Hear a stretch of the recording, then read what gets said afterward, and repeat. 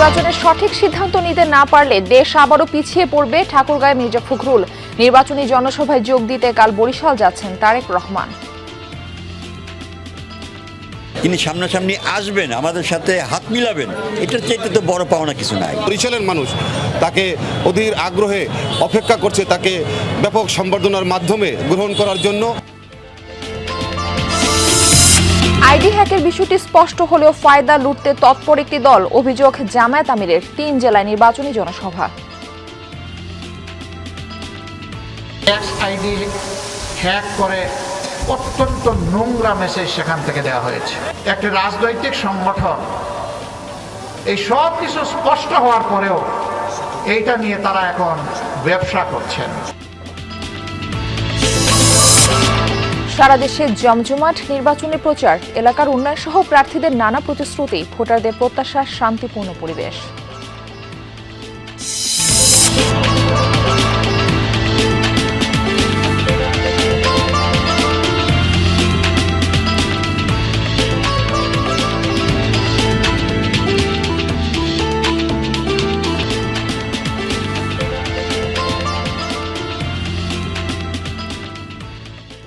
আমন্ত্রণ সংবাদ সারা দেশে, আপনাদের সঙ্গে রয়েছে আমি মারফি রহমান। এতক্ষণ শিরোনাম দেখছিলেন, এবার বিস্তারিত সংবাদ জানাবো।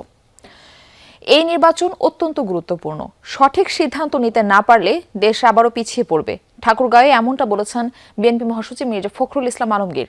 দুপুরে পৌরসভা কমিউনিটি চত্বরে আয়োজিত জনসভায় পথসভায় অংশ নেন তিনি। এ সময় মির্জা ফখরুল বলেন, একটি গোষ্ঠী ধর্মকে ব্যবহার করে মানুষকে বিভ্রান্ত করছে। এ বিষয়ে সবাইকে সজাগ থাকার আহ্বান জানান তিনি। বলেন, গণতন্ত্রের প্রশ্নে বিএনপি আপোষহীন, সমৃদ্ধ দেশ গড়তে সবাইকে ধানের শীষে ভোট দেওয়ার আহ্বান জানান বিএনপি মহাসচিব। ভোটের সময় মানুষ বিভিন্নভাবে মানুষকে বিভ্রান্ত করে। আপনার কাছের লোক থেকে জিততে ভুল বোঝায় যায় বিভিন্নভাবে। দুর্ভাগ্যজনকভাবে আমাদের ঠাকুরগাঁও সেই কাজটা হচ্ছে। এখানে ধর্মকে ব্যবহার করে মানুষকে বিভ্রান্ত করার চেষ্টা করা হচ্ছে। প্রায় 2 দশক পর কাল বরিশাল যাচ্ছেন বিএনপি চেয়ারম্যান তারেক রহমান। দলের চেয়ারম্যানকে বরণ করে নিতে প্রস্তুতিও চলছে জোরে সোরে। বেলস পার্ক মাঠে মঞ্চ তৈরির কাজ শেষের দিকে। নেতাকর্মীরা বলছেন, বিএনপির ঘাঁটি হিসেবে পরিচিত বরিশালে তারেক রহমানের সফর তাৎপর্যপূর্ণ। একদিন দুদিন নয়, প্রায় 20 বছর পর বরিশালে আসছেন বিএনপি চেয়ারম্যান তারেক রহমান। দলের কাণ্ডারির আগমন উপলক্ষে আনন্দের জোয়ার নেতাকর্মীদের মাঝে, সাজ রব গোটা দক্ষিণাঞ্চলে। আমরা সামনাসামনি তাকে দেখব, তিনি সামনাসামনি আসবেন, আমাদের সাথে হাত মিলাবেন, এটার চাইতে তো বড় পাওনা কিছু নাই। বিভিন্ন ধরনের আমাদের ফেস্টুন, ব্যানার এবং আমাদের ক্যাপ, তারপর গেঞ্জি, এগুলো কিন্তু অলরেডি আমরা বানানো শুরু করেছি। বরিশালের মানুষ তাকে অধীর আগ্রহে অপেক্ষা করছে, তাকে ব্যাপক সম্বর্ধনার মাধ্যমে গ্রহণ করার জন্য। জনসভার মঞ্চে পরিচয় করিয়ে দেয়া হবে বরিশাল বিভাগের 21 আসনের বিএনপি ও জোটের প্রার্থীদের। নির্বাচনের আগে তারেক রহমানের এই সফর ভোটের মাঠে ইতিবাচক প্রভাব ফেলবে বলে মনে করেন প্রার্থীরা। আমাদের পার্টির চেয়ারম্যান সাহেব যদি আমাদের প্রত্যেক প্রার্থীকে পরিচয় করিয়ে দেয়, এটা তো আমাদের জন্য একটি বাড়তি পাওয়া। তারেক রহমানের মঞ্চে আমাদেরকে দেখলে আশা করি যে বিএনপির যে নিজস্ব সমর্থন আছে সেটা আরো বৃদ্ধি পাবে। দলীয় নেতা কর্মীদের প্রত্যাশা, একজন প্রধানমন্ত্রী ভবিষ্যতে হবেন, তার কাছে যে প্রত্যাশা থাকবে সেই সবই প্রত্যাশা থাকবে। বিএনপি চেয়ারম্যানকে বরণ করে নিতে প্রস্তুত দক্ষিণাঞ্চলের নেতাকর্মীরা। উচ্ছ্বাস উদ্দীপনার মাঝেও মাথায় রাখা হচ্ছে নির্বাচনী আচরণবিধি। আমরা তাকে বরণ করার জন্য সর্বরকম প্রস্তুতি নিচ্ছি। আপনারা জানেন যে ইতিমধ্যে আমরা একটা বিভাগীয় প্রস্তুতি সভা করেছি। আমাদের 19টি ধানের শীষের আসনের প্রার্থীরা সেখানে উপস্থিত ছিলেন। আমরা ইচ্ছা মতো তাকে বরণ করতে পারবো না, আমাদের মনের ইচ্ছা মতো, কারণ নির্বাচনী কিছু আইন টাইন আছে, তার মধ্যে থেকে যা করা যায়। পূর্ব নির্ধারিত কর্মসূচি অনুযায়ী বুধবার বেলা 12টায় ঐতিহাসিক বেলস পার্ক ময়দানে জনতার উদ্দেশ্যে ভাষণ দেবেন বিএনপির চেয়ারম্যান তারেক রহমান। কাউসার হোসেন, যমুনা নিউজ, বরিশাল। নারী ইস্যুকে কাজে লাগিয়ে কিছু গ্রুপ জামায়াতের পেছনে লেগেছে। আইডি হ্যাকের বিষয়ে সবকিছু স্পষ্ট হওয়ার পরও একে নিয়ে ফায়দা লুটতে তৎপর একটি রাজনৈতিক দল, এমনটাই বলেছেন জামায়াত ইসলামীর আমির ডাক্তার শফিকুর রহমান। সকালে নির্বাচনী জনসভায় যোগ দিয়ে কিশোরগঞ্জে তিনি বলেন, জামায়াত কারো কাছে কোনো আনুকূল্য চায় না, কিন্তু কেউ ক্ষতি করতে চাইলে ছাড় দেওয়া হবে না। এ সময় নারীদের সমাজের সর্বোচ্চ সম্মানের জায়গায় রাখার প্রতিশ্রুতি দেন তিনি। আরও বলেন, ক্ষমতায় গেলে নদী দিয়ে উন্নয়ন শুরু করা হবে এবং কৃষিকে শিল্পে পরিণত করা হবে। এদেশের টাকা যারা পাচার করেছে সেই টাকা ফেরত আনারও প্রতিশ্রুতি দেন তিনি। ট্যাক্স আইডি হ্যাক করে অত্যন্ত নোংরা মেসেজ সেখান থেকে দেওয়া হয়েছে। আমাদের আইটি টিম ব্যবস্থা নিয়েছে এবং পেয়েও গেছে যে কোন জায়গা থেকে কারাই কাজ করেছে। আশ্চর্যের বিষয়, একটি রাজনৈতিক সংগঠন এই সব কিছু স্পষ্ট হওয়ার পরেও এইটা নিয়ে তারা এখন ব্যবসা করছেন। বন্ধুরা, মানুষ চিনে কে কাকে কিভাবে সম্মান করে।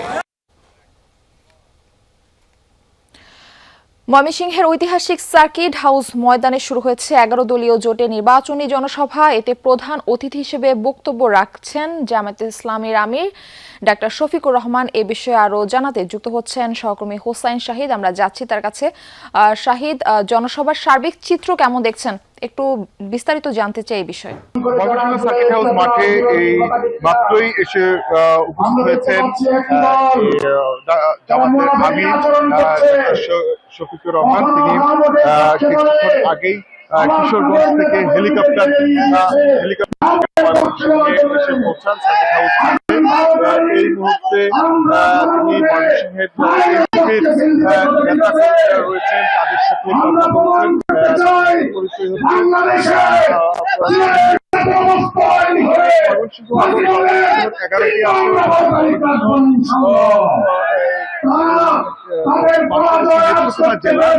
জেলার যারা রয়েছেন, যারা সংসদ প্রার্থী রয়েছেন, তারা এখানে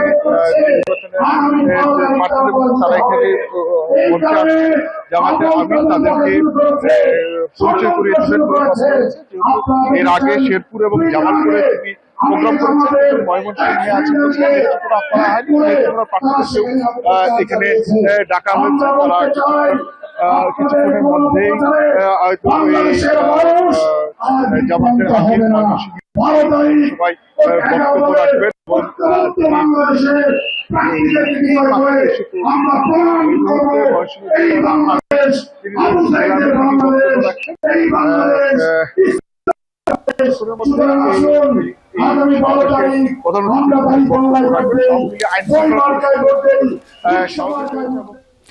হোসাইন শাহিদ, ধন্যবাদ আমাদের সঙ্গে যুক্ত হবার জন্য। পরবর্তীতে আরো আপডেট আপনার কাছ থেকে আমরা জানার চেষ্টা করব। ভোটের সময় যতই এগিয়ে আসছে ততই বাড়ছে প্রার্থীদের দৌড়ঝাঁপ। নেতাকর্মী ও সমর্থকদের নিয়ে ছুটছেন ভোটারদের বাড়ি বাড়ি। মিছিল, সভা সমাবেশ, উঠান বৈঠকের মাধ্যমেও প্রচার চালাচ্ছেন তারা। এলাকার উন্নয়নের পাশাপাশি নানা প্রতিশ্রুতি দিচ্ছেন ভোটারদের। বিভিন্ন রাজনৈতিক দলের প্রার্থীদের পাশাপাশি প্রচার প্রচারণায় সরব স্বতন্ত্র প্রার্থীরাও ভবিষ্যৎ পরিকল্পনা তুলে ধরে ভোটারদের মন জয়ের চেষ্টা করছেন তারা। কোথাও কোথাও প্রার্থীদের পাল্টাপাল্টি অভিযোগে ছড়াচ্ছে উত্তাপ। ভোটারদের প্রত্যাশা শান্তিপূর্ণ পরিবেশে সুষ্ঠু ও নিরপেক্ষ নির্বাচন। প্রার্থীদের দেয়া প্রতিশ্রুতির বাস্তবায়ন চান তারা। এদিকে আইনশৃঙ্খলা পরিস্থিতি স্বাভাবিক রাখতে বিভিন্ন জেলায় পুলিশ ও সেনাবাহিনীর পাশাপাশি কাজ করছে বিজিবি।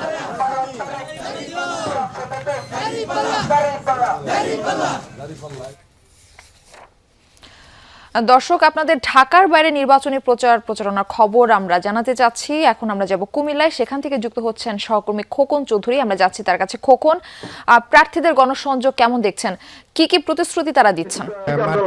আপনি জানেন যে আর কয়েকদিন বাদেই কিন্তু যে ত্রয়োদশ জাতীয় সংসদ নির্বাচনের ভোট গ্রহণ, আসলে সেটিকে কেন্দ্র করেই কিন্তু যারা প্রার্থী রয়েছেন তারা কিন্তু ভোটারদের দ্বারে দ্বারে যাচ্ছেন। তারা বিভিন্ন প্রতিশ্রুতি দিচ্ছেন এবং কুমিল্লার 11 11টি আসনেই কিন্তু আসলে ব্যস্ত সময় পার করছেন যারা প্রার্থী রয়েছেন তারা আসলে ভোটারদেরকে আশ্বস্ত করতে চাচ্ছেন যে দীর্ঘ যে 17 বছর মানুষ তাদের ভোটাধিকার প্রয়োগ করতে পারেনি, সেক্ষেত্রে এবছর 12 ফেব্রুয়ারি যাতে তাদের ভোটটি সুষ্ঠুভাবে প্রয়োগ করতে পারেন সে বিষয়ে তারা পরামর্শ দিচ্ছেন এবং এলাকার বিভিন্ন উন্নয়ন কাজে তাদের অবদান রাখবেন, কারা কি ধরনের অবদান রাখবেন সেই ধরনের কিন্তু প্রতিশ্রুতি দিচ্ছেন। বলছেন যে বিগত সময়ে যে ধরনের চাঁদাবাজি হয়েছে বা মামলা বাণিজ্য হয়েছে সেগুলি থেকে তারা মুক্ত থাকবেন এবং আগামীতে যারাই নির্বাচিত হয়ে আসবেন এলাকার মানুষের প্রতি তাদের সর্বদা তাদের দৃষ্টি থাকবে এবং তারা মানুষের জন্য কাজ করবেন, এলাকার উন্নয়নে কাজ করবেন, এই ধরনের প্রতিশ্রুতি কিন্তু দিচ্ছেন। আমি এখন রয়েছি কুমিল্লার, আপনি জানেন যে কুমিল্লার 11টি আসনের মধ্যে কুমিল্লা 10 আসনটি কিন্তু আলোচিত। এই আসনে কিন্তু এখানকার যিনি প্রার্থী রয়েছেন মোবাশ্বের আলম ভূঁইয়া, তার প্রচারণা চলছে, কিন্তু এখন পর্যন্ত তিনি এখানে এসে পর্যন্ত হয়তো অল্প কিছুক্ষণের মধ্যেই আসবেন। হয়তো তাদের সঙ্গে আরো কথা বলে আমরা বিস্তারিত আকারে পরবর্তী সংবাদ জানাতে পারবো। খোকন চৌধুরী শুনছিলাম আমরা, আপনাকে ধন্যবাদ আমাদের সঙ্গে যুক্ত হবার জন্য। দর্শক, আমরা আবারও আপনাদের ঢাকার বাইরে নির্বাচনী প্রচারণার খবর জানাবো।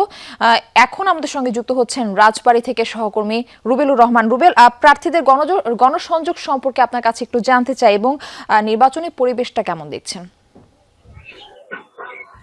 মারফি, আমি এই মুহূর্তে রয়েছি রাজবাড়ীর যে দুইটি সংসদীয় আসনে, রাজবাড়ী 2, পাংশা, বালিয়াকান্দি এবং কালোখালী উপজেলা নিয়ে গঠিত ঠিক সেই নির্বাচনী এলাকায়। তো আমি এই মুহূর্তে রয়েছি রাজবাড়ী কালোখালী রেলওয়ে স্টেশনে, যেখানে আমরা দেখেছি সকাল থেকেই যে এই আসনের যিনি স্বতন্ত্র প্রার্থী সোহেল মোল্লা ফুটবল প্রতীক নিয়ে প্রতিদ্বন্দ্বিতা করছেন, তিনি কিন্তু এই এলাকায় আসলে গণসংযোগ করছেন। এবং আমরা একটা বিষয় আপনাকে জানিয়ে রাখতে চাই, এই সংসদীয় আসনে কিন্তু বিএনপি, জামায়াত জোট সহ 11 জন প্রার্থী কিন্তু প্রতিদ্বন্দ্বিতা করছেন। এই স্বতন্ত্র প্রার্থী সোহেল মোল্লা কিন্তু যখন নির্বাচনী মনোনয়নপত্র দাখিল করেন তখন কিন্তু তার মনোনয়নপত্র বাতিল হয়েছিলেন এবং তিনি আপিল করলে সেই আপিলও মনোনয়নপত্র বাতিল হন। পরবর্তীতে কিন্তু হাইকোর্টের আদেশে তার প্রার্থিতা ফিরে পান এবং প্রতীক বরাদ্দের একদিন পরে তিনি তার প্রতীক পান। সেক্ষেত্রে কিন্তু তিনি দাবি করেছেন তার যে নির্বাচনী প্রচারণা সেটা অনেক ক্ষেত্রে তিনি পিছিয়ে গেছেন এবং এখন পর্যন্ত যদি বলি এই আসনের ভোটের পরিবেশটা অনেকটাই সুস্থ, বিচ্ছিন্ন 2-1টি অভিযোগ ছাড়া কিন্তু গুরুতর কোনো অভিযোগ এখন পর্যন্ত আমরা পরিলক্ষিত হয়নি বা আমরা এটা কারোর মাধ্যমে জানতেও পারিনি। তো ভোটের সার্বিক পরিস্থিতি যদি বলি তাহলে কিন্তু রাজবাড়ী 1 এবং 2 সংসদীয় আসনে এখন পর্যন্ত স্বাভাবিক স্থিতিশীলতা রয়েছে। তবে প্রার্থী যারা রয়েছেন তারা কিন্তু বরাবরের মতো অভিযোগ করছেন যে ভোটের পরিবেশ সুষ্ঠু রাখতে আইন শৃঙ্খলা বাহিনীর যে তদারকি সেটা কিন্তু জোরদার করতে হবে, পাশাপাশি তাদের যে যথাযথ পদক্ষেপ সেগুলো নিতে হবে। তো এই মুহূর্তে আমি সোহেল মোল্লা যিনি রয়েছে স্বতন্ত্র প্রার্থী, ভোটের পরিবেশটা কেমন দেখছেন এবং বিজয়ের ক্ষেত্রে আপনি কতটা আশাবাদী? ধন্যবাদ। আপনি জানেন যে বিভিন্ন সময় আমাদেরকে থ্রেট দেওয়া হচ্ছে, হুমকি দেওয়া হচ্ছে, যারা প্রচারণায় একদিন আসতেছে তারা পরের দিন আসতেছে না। যেমনটি বলছিলেন যে তাদেরকে বিভিন্ন সময় প্রচারণায় হুমকি দেওয়া হচ্ছে এবং যারা কর্মী রয়েছেন একদিন আসলেন পরের দিন আসছেন না। তো এই বিষয় নিয়ে আসলে তারা চাচ্ছেন যে প্রশাসনের নজরদারি এবং কঠোর পদক্ষেপ। মারফি। রুবেলুর রহমান, ধন্যবাদ আপনাকে। উপসহকারী প্রকৌশলী পদে বিএসসি ইঞ্জিনিয়ারদের 33% কোটা প্রদান সিদ্ধান্তের প্রতিবাদে গাজীপুরে রেলপথ অবরোধ করে বিক্ষোভ করছে ডিপ্লোমা প্রকৌশলী ও শিক্ষার্থীরা। সেখানে রয়েছেন সহকর্মী পলাশ প্রধান, আমরা সেখানকার বিস্তারিত আপডেট আপনাদের জানানোর চেষ্টা করব। পলাশ, আপনার কাছে জানতে চাই রেলপথ যে অবরোধ করে রাখা হয়েছে এই বিষয়টি আপনি জানাবেন এবং আন্দোলনকারী শিক্ষার্থীরা কি বলছেন? এখন পর্যন্ত আমি রয়েছি 5টি ট্রেন এখনো রয়েছে, যাত্রীরা তারা অবরোধ রয়েছে এবং তারাও অত্যাচার হতে শুরু হয়ে গেছে। তবে আমার এখানে আন্দোলনরত যারা শিক্ষার্থী রয়েছে তারা রয়েছে, আমরা একটু তাদের মুখ থেকে তাদের মুখ থেকে মূলত শুনবো তাদের দাবি দাওয়াগুলো। জি, আমরা আসলে গত 5 আগস্ট সরকার পতনের পরপরই আমরা আমাদের কারিগরি শিক্ষা সংস্কারের জন্য 7 দফা দাবিতে আন্দোলন শুরু করেছিলাম। তো আমাদের দাবির পরিপ্রেক্ষিতে বা আমাদের দাবির বিরুদ্ধে গিয়ে তখন বিএসসি প্রকৌশলীরা উল্টা কিছু দাবি করে বসে, সেটা হচ্ছে আমাদের উপসহকারী প্রকৌশলী পদে তাদের চাকরির জন্য সুযোগ দিতে হবে। তো সেই পরিপ্রেক্ষিতে সরকার একটি কমিটি গঠন করে দেয়, সেখানে আমাদের প্রতিনিধি ছিল না বললেই চলে। হ্যাঁ, যা প্রতিনিধি ছিল খুবই আমাদের অংশগ্রহণ খুবই নগণ্য ছিল সেখানে। তো সেই কমিটি এতদিন চুপচাপ বসে থাকলেও আমরা দেখতে পাচ্ছি সামনে নির্বাচনকে কেন্দ্র করে একটা অস্থিতিশীল পরিবেশ সৃষ্টি করার জন্য সেই কমিটি নির্বাচনের আর 10-12 দিন বাকি আছে। তো এর মধ্যে তারা একটা অযৌক্তিক একটা সিদ্ধান্ত দিয়ে দিতে চায়। এটাকে কেন্দ্র করে বেশ সড়ক, মহাসড়ক, রেলপথ কয়েকদিন যাবতে অবরোধ করছেন। এই অবরোধের মূলত কারণটা কি কারণে মূল এই অবরোধের মূল কারণ হচ্ছে সরকার মনে হয় আমাদের কথাগুলো বুঝতে পারতেছে না। হ্যাঁ, আমরা অনেকভাবে চেষ্টা করেছি, আমরা সরকার বিভিন্ন দপ্তরে স্মারকলিপি দিয়েছি। হ্যাঁ, আমরা চালিয়ে যাবো বলতে সরকার এটা পুরোপুরি সরকারের উপর নির্ভর করতেছে, সরকারের সিদ্ধান্তের উপর নির্ভর করতেছে যতক্ষণ পর্যন্ত আমাদের। অর্থাৎ এই যে শিক্ষার্থীরা রয়েছে, শিক্ষার্থীরা বলছে যে যতক্ষণ পর্যন্ত তাদের যে দাবি দাওয়াগুলো ছিল সেই দাবি দাওয়াগুলো যদি সরকার না মেনে নেয় সেক্ষেত্রে তারা তাদের যে আন্দোলন রয়েছে সেটা আসলে চালিয়ে যাবে। পলাশ, ধন্যবাদ আপনাকে। এই ছিল সংবাদ সারা দেশের এখনকার আয়োজনে। এতক্ষণ সাথে থাকার জন্য ধন্যবাদ সবাইকে।